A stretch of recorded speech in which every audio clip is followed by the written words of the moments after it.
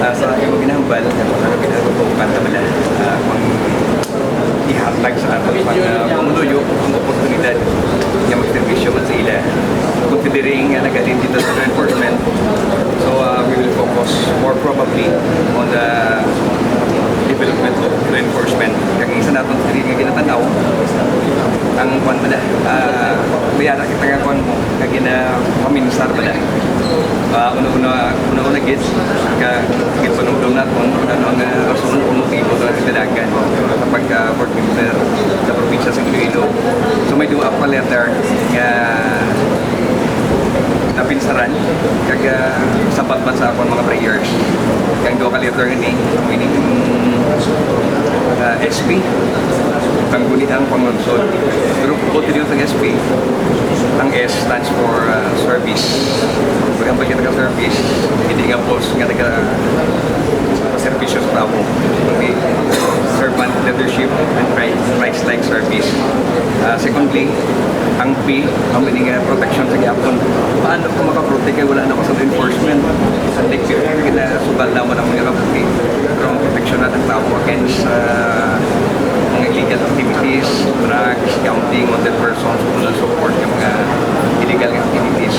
So, ato nga ginapaminsan, strengthen nato ang reward and reward system, recognizing the efforts of our enforcement. Quarterly recognition, dapat nga mga enforcement, parang ma-encourage sila. So, pinatayan na nila ginakapugi. Ano ginahimok na sa ato ng mga kapulisan? Parang magtrabaho pagit. Kaya ginasugan nila ng kapugi para mag-career sa aton. Sa naton din pag inatanaw, recognize naman nila ng trabaho. Not only kung saan lang may dalag po silang accomplishment, kundi sa ano katampo nila yung accomplishment sa hindi lang sa Port District, kundi sa bilog nga probinsya sa Iloilo. Ikwanta ba na i-recognize na sila. Nag-animation.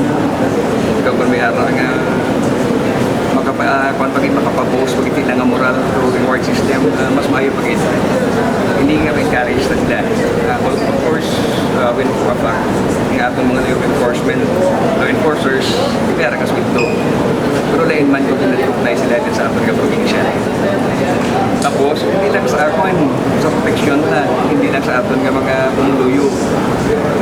Nung naunaan ko kada biyahe ko motor ba na, makita ko ng tao ito sa kilidalan. Palanggat ako dito, doon mas palanggat ang tao. Sila nakakabuhi ang nalulat tungod sa mga ito ang araw sa dalan, nga desgrasya. So may araw kita mga plano dira, mas-save natin nga mga ito. At the same time, mas-save naman ang mga tao. So may mga plano kita kung paano na inaimukod. Nagtanaw naman, damang mga sika, damang mga motor, na nagkakadisgrasya. So anong aton ba lang ang ginimo? Ano ba lang atong intervention with regards to that? Alin sa ilo, basta sa mga motor ng mga wala early warning device, para protection ng pinakatong mga riders.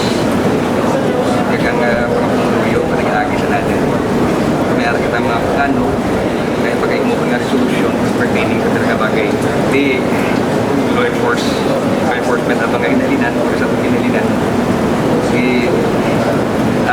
Ang trabaho mo, kung ihatag sa Ginoo magservisyo ka sa probinsya, hindi ka na law enforcer, hindi ka na sa executive, kundi legislative na imo work.